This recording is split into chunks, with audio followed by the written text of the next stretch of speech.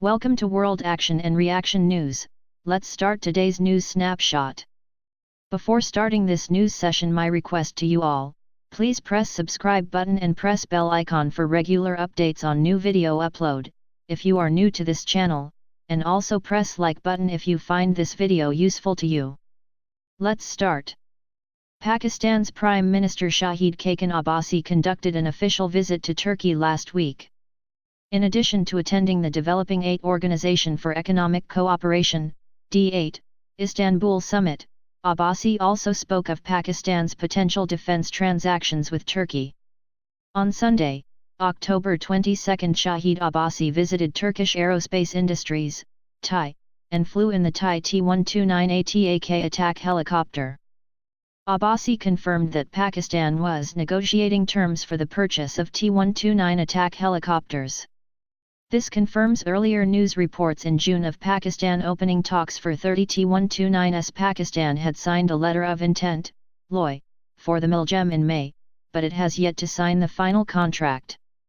The LOI stipulated that the ships would be constructed at Karachi Shipyard and Engineering Works, KSEW, if selected by Pakistan. Ankara had also prepared a line of credit for Pakistan worth $400 million US for the corvettes. The weekly Srinagar-Muzaffarabad bus service operated today despite tension along the line of control in the URI sector of Jammu and Kashmir following ceasefire violation by Pakistani troops over the past 2 days.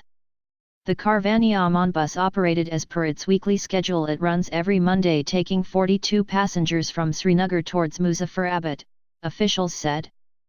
They said the passengers included 29 Pakistan-occupied Kashmir residents who are on their way home after spending time with their relatives on this side of the LOC.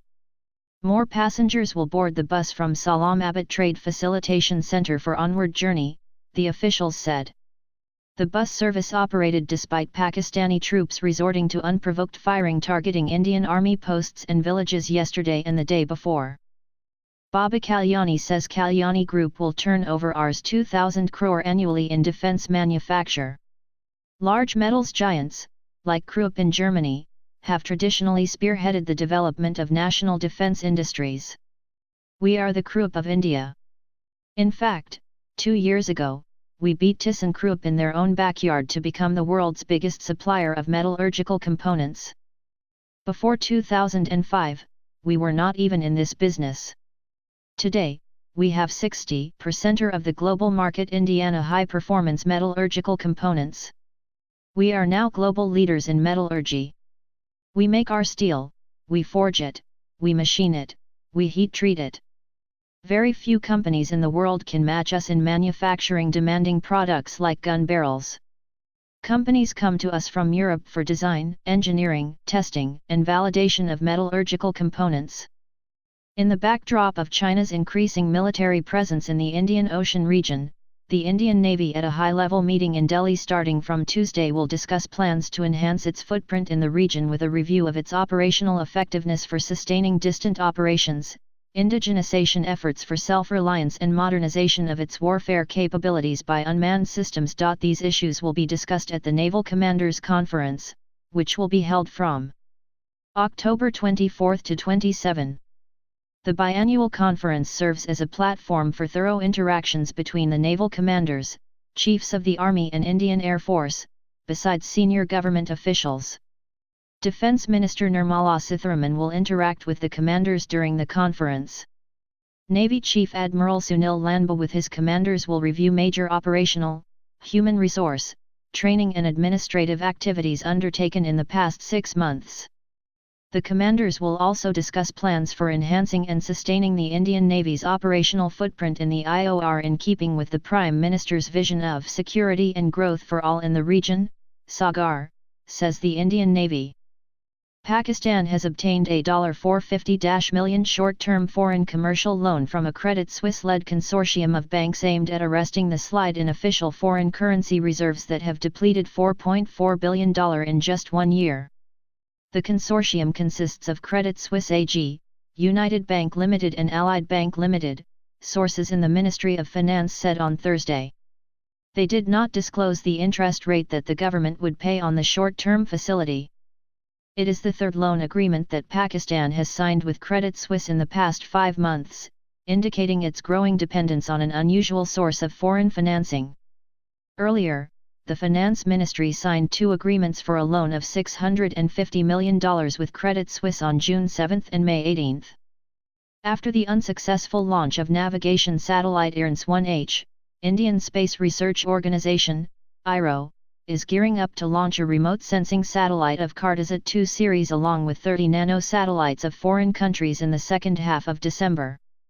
Vikram Sarabhai Space Centre, VSSC, Director Dr. K. Sivan said, Isro will be busy in launching a series of satellites from December onwards. We are targeting to launch Cartosat along with 30 nano satellites of foreign countries in the second half of December. Highlights: Isro will be busy in launching a series of satellites from December onwards. It's targeting to launch Cartosat along with 30 nano satellites of foreign countries in the second half of December. The replacement satellite for IRNS-1A will be launched soon thereafter. The Offshore Patrol Vessel, OPV, provided by the Indian Coast Guard to the Sri Lanka Navy last month was commissioned as Sri Lanka Coast Guard ship Suraksha at a ceremony held on Saturday at the Colombo harbour. The State Minister of Defence, Ruwan Wijewardene, as the chief guest commissioned the vessel, the first OPV to be inducted into its fleet, amid the blessings invoked by religious dignitaries representing Buddhist, Hindu, Christian and Islamic religions. He handed over the commissioning warrant to the commanding officer of SLCGS Suraksha, Captain Neville Ubayasiri, who read it out pledging the assumption of its command. The chairman of Defence Research and Development Organisation, DRDO, S. Christopher, sounded hopeful on Sunday about the Indian Army accepting the Arjun Mk-II tank after certain modifications recommended by the Army were incorporated. Speaking on the sidelines of a function at the Defence Institute of Advanced Technology, DIAT, Christopher told TOI, "We have carried out certain modifications as recommended by the Army. The tank will go through trials and there is every possibility that it will be accepted considering that the Army has already agreed to induct the tank in 2 regiments." The DRDO chief was on a visit to DIAT, a deemed university under the Defence Ministry, for the inauguration of the 21st batch of Post-Induction Training School, Points, a program for newly inducted DRDO scientists. He also held a meeting with senior scientists. The Army had recommended nearly 71 modifications to the tank and had asked the DRDO to redesign the hull and the turret structures and use new materials in order to reduce the weight. The weight of the Mark I is 62 ton while Arjun Mk-II is 68 ton. The Trump administration is considering India's request for armed drones for its Air Force, according to a senior American official. Yes, the administration official told PTI when asked about India's pending request about the purchase of armed drones as part of its armed forces modernization drive.